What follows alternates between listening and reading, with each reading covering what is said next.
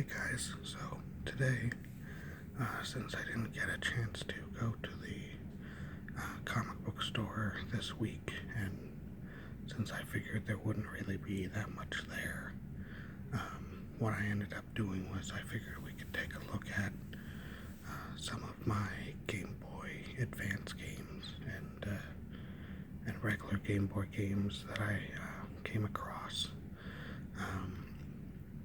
Had these kind of in a sliding out little storage area next to the TV. I kind of forget we have a lot of times because we have basically just the Game Boy games and some Nintendo and Super NES games and some old VHSs in there. And I thought, since there are a good amount of Game Boy Advance games, let's take a look at those. Maybe in the future we'll do one, go over the NES and the Super NES games. Not nearly as many of those, unfortunately. Growing up, I remember at one point we got rid of the Super NES and the NES. I don't remember when, but being an 80s child, after a while, a lot of us, I think, kind of figured that we could get rid of those because we have newer, brighter, shinier systems, and then you kind of realize that you should have held on to them. So, not a huge amount of those, but we'll go through them eventually. So first off here, this is my only Madden game for the Game Boy. As you can probably imagine, playing Madden on a Game Boy, even when it has color, is pretty questionable, to say the least. A lot of the times, if there's anybody in between you and the receiver, they will get a interception, because there's no real way to tell depth, or if that person is in a good position, they will get it. So don't even try. When I picked this up, I had the GameCube version, I believe, of this year, or maybe it was the year before. So what I would do is play my favorite team on the GameCube and then play like a secondary team on here just for fun.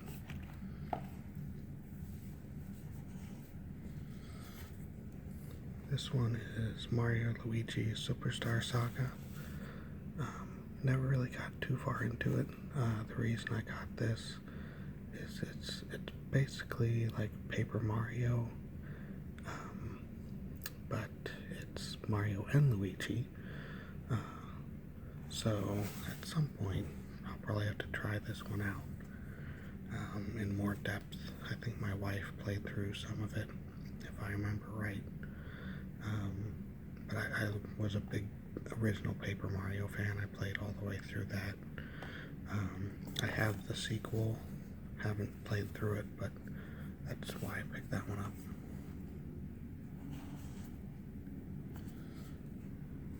Part of the classic NES series, this is Dr. Mario. My Game Boy Advance is the one that looks like a, old school NES, so got a good amount of these NES classic games, and Dr. Mario is just easy peasy fun. It's kind of like Tetris, but more color matching, so no shapes, and then you have to get rid of the little germs with your 3 in a rows. So fun little puzzle game for when you need one.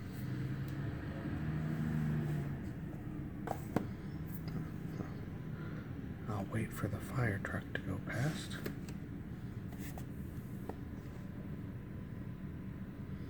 Unless he stops at the neighbor's house.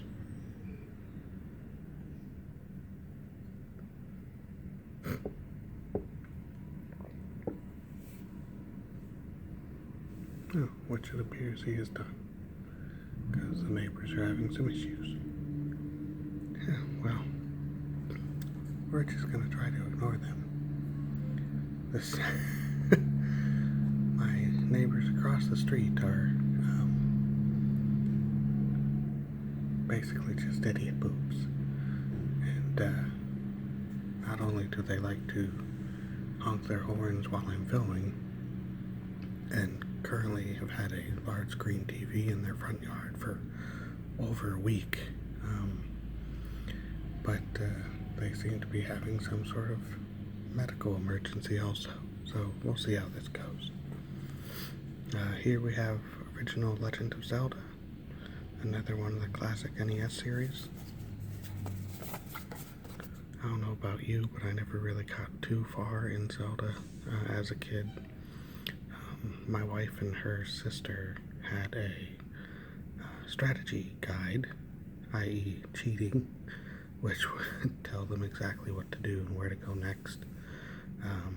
I never had such a thing, and as a kid I didn't have the wherewithal to map out where things were, what location to go to next, so I was never good at the original Zelda.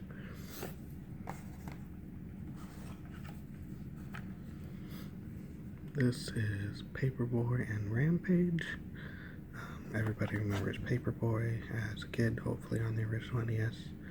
He would just ride down the street, throwing the newspapers at the front doors. If the person wasn't a subscriber, you could throw the paper through their windows. And then at the end of the stage, if you survived, you would go through like a little BMX park. And then Rampage. Hopefully everybody remembers Rampage. You're basically a monster, and you just go through breaking buildings, destroying the stage. I haven't played this one too much on the Game Boy. I don't know why, because I loved these games as a kid. I can't remember if they were kind of like not the best on the Game Boy, or what the issue might have been. Oh, hey. Now this takes you back, isn't it? Remember when everybody was playing Snood? You kind of shot the little balls into these formations, and it would blow up the matching colors if you had enough, and sometimes they'd make you like hit it off the wall. Whatever happened to Snood? Everybody was playing it. It was almost like Tetris levels of exposure there, and then now it's, you know, a relic in my collection.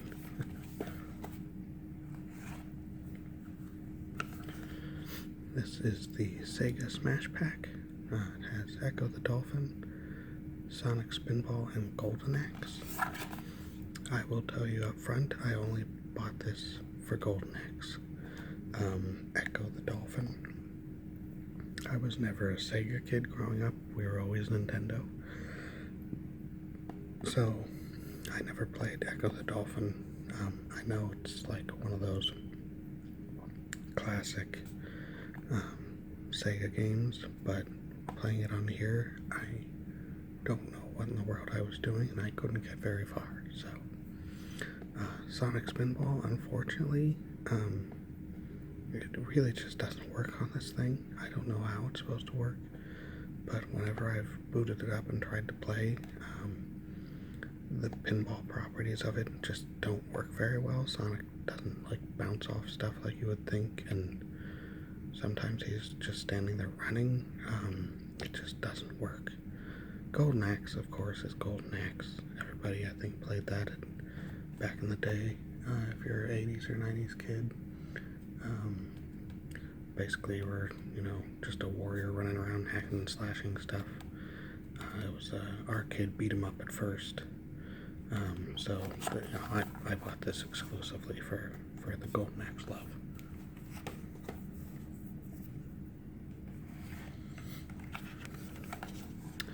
Namco Mini Museum. We have Namco Museum for our GameCube, and that has about like 30 or 40 titles. This one for the Game Boy has Dig Dug, which is good if you know what you're doing. Miss Pac-Man, Pole Position, which is always kind of hard, and just classic Galaga. So just a nice thing to have, if you're on a vacation and you're only bringing 2 or 3 games. It's always good to have some that are, multi-packs. Mario Kart Super Circuit. This is a pretty good version of Mario Kart if you've never played it. It's not on par with Mario Kart 64 or any of those, but it's very much like original Mario Kart on the SNES, where the view is kind of helicopter too, sheesh, where the view is kind of like this, and there's not really any 3D elements, but it's pretty fun. It says you can link up for 1 to 4, well, 1 game pack for 4 players. I don't know how that would work, but never tried that, but it is a good little game. Have Super Mario Kart on the run is always great.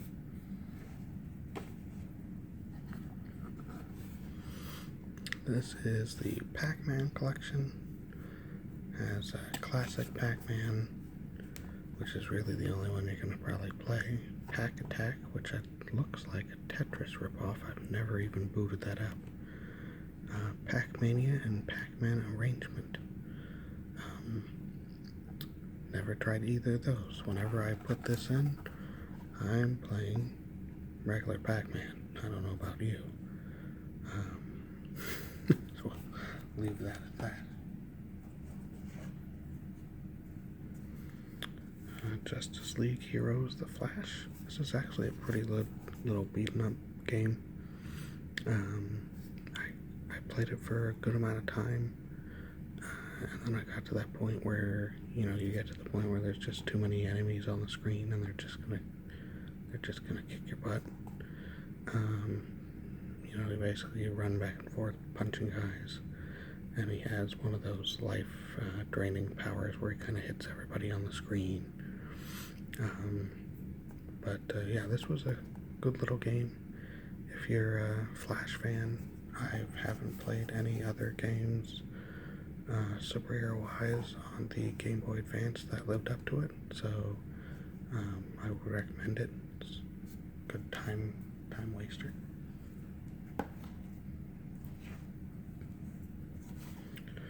This is Top Gear Rally. I was a huge fan of Top Gear Rally on the N64. You could customize your car, like just do paint jobs on it, full-on paint jobs.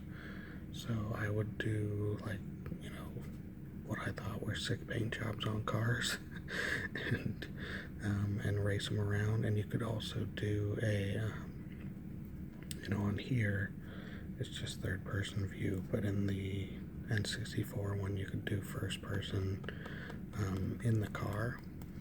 So I liked to tell myself that I was learning to drive with the first-person view.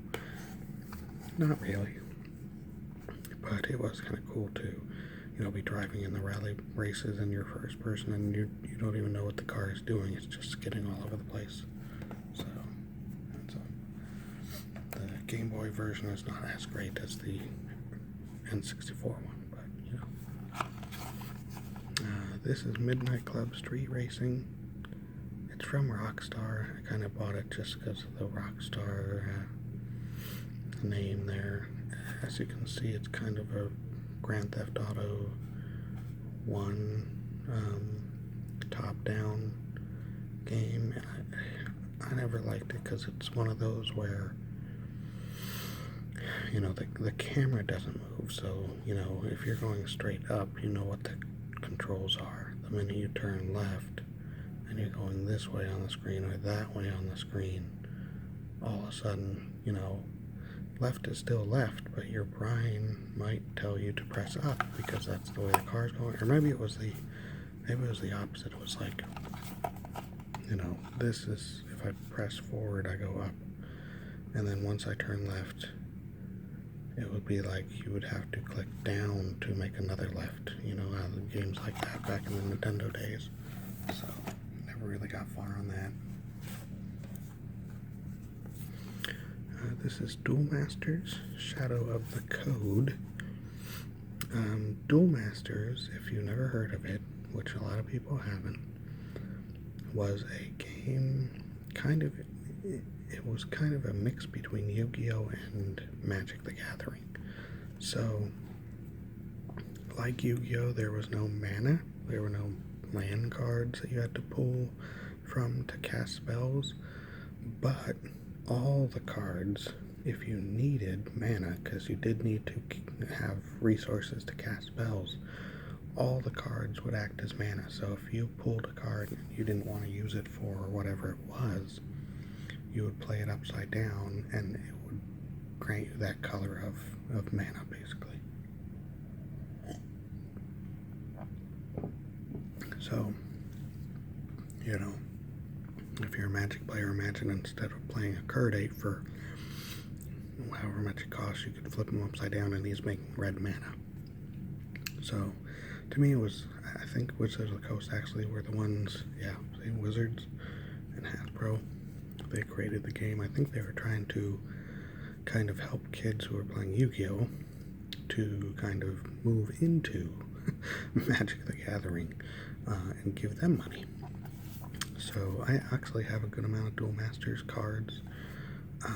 Trying to get rid of them at this point just because they're taking up space, and I know I might hold on to them for the kids and see if they want to learn it at some point, but nobody's going to be playing it for quite a while now, and nobody plays it anymore. When I got this, the Duel Masters, the booster boxes would be going online for like $10 on eBay. So I picked up a couple full-on booster boxes of Duel Masters just because I thought it was pretty fun. This is Yu-Gi-Oh! World Championship 2004.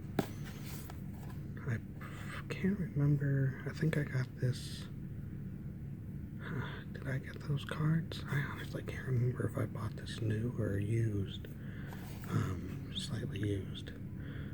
Because I don't remember if I got these cards.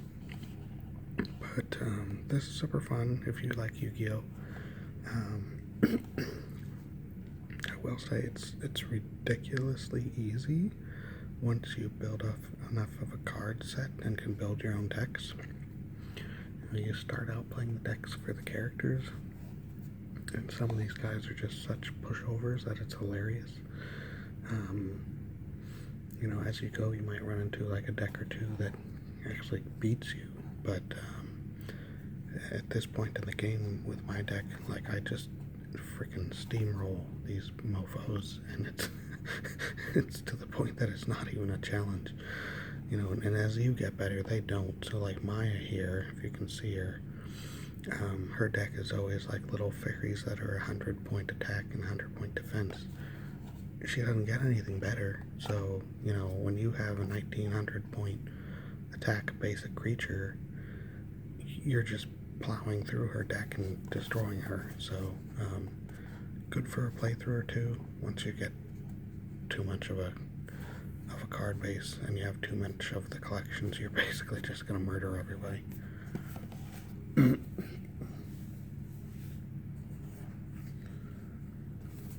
Duel Masters Kajudo Showdown.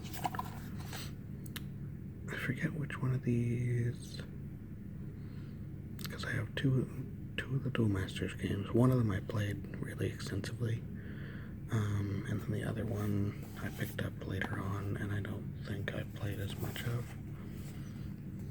I can't tell because the back of this one they just show some of the silly,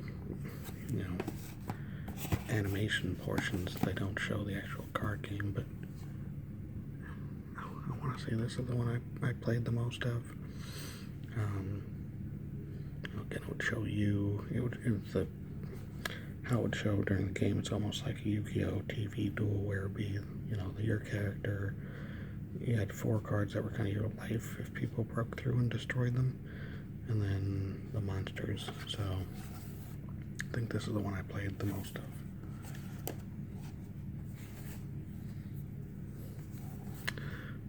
Fantasy Adventure. This is for the original Game Boy. This is a great game. I played this one all the way through on a trip once. I think don't know where I was going, but played all the way through on like the plane home, and it was just a great fun. I don't know which one this lines up to as far as like the original Nintendo releases. I don't even know if it is. I think it might be its own separate story, but if you ever see this on the cheap and you have a Game Boy, pick it up. I do have, and they're not in this stack, but I think it's in my room. I have some more games. I have Final Fantasy, like I think 5, 6, or no, probably like 1, 2, 3, for the Game Boy Advance. Those are great. Kirby's Dream Land 2 for the original Game Boy. Shows some Game Boy SNES screenshot there. This is fun. If you like Kirby, you know kind of what you do. You just eat the enemies and you gain their powers. Poor Kirby, they really don't do much with him anymore, do they? He's a big Smash Brothers character, but as far as his own games, they've kind of stopped on that. This is Double Dragon Advance. Who doesn't love Double Dragon? This version is not nearly as good as our classic NES Double Dragon, but if you're on the train or on the bus or on the plane and you just need to beat some guys up, you could do worse, right?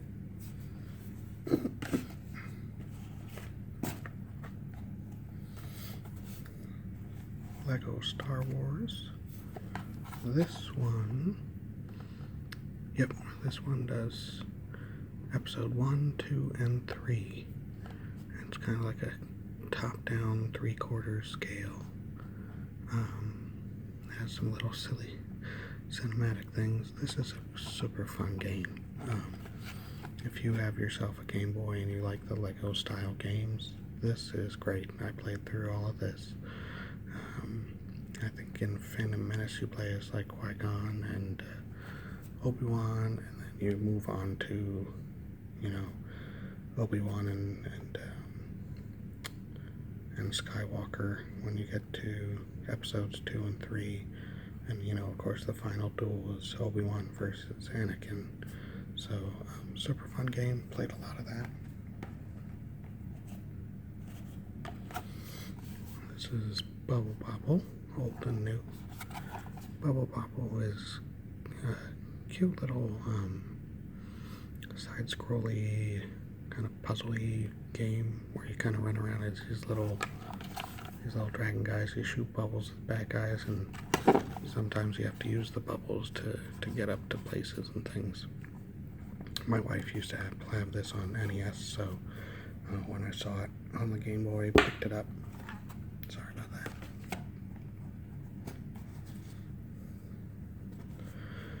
Super Mario Brothers. This is original Mario Brothers, just on the Game Boy, and realistically it's about the same because the Game Boy Advances are more advanced than an original NES, so I haven't played this one much, but it's the exact same experience if you want it.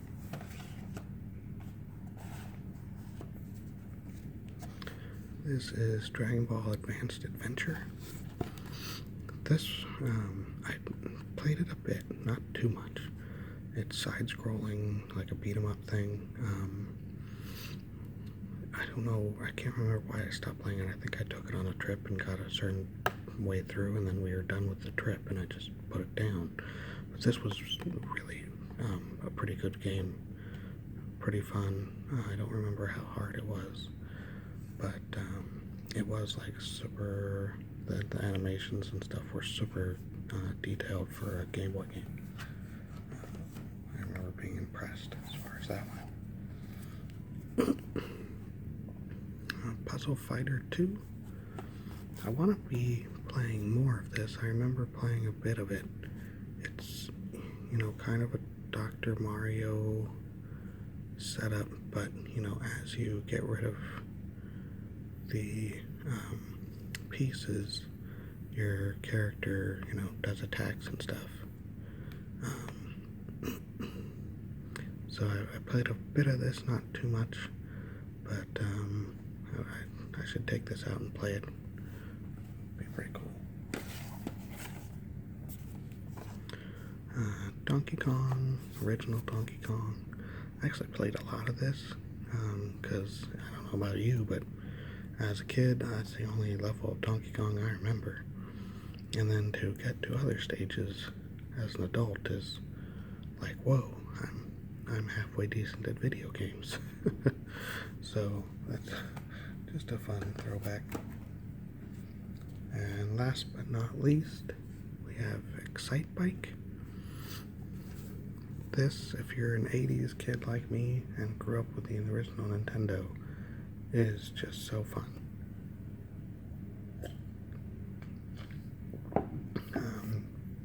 Basically, you're just a little biker guy going on all these crazy courses, and you can do, as in the original, you can design your own crazy cracked out courses. The thing I remember the most about this game is if you played it for too many hours, eventually all these shapes, which are kind of 3D and supposed to be, they're drawn to come out at you. If you look at them long enough, they start to go inward. So like, is this a hill?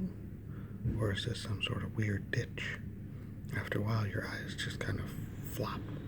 And suddenly all the hills are ditches, and your eyes take a second to readjust.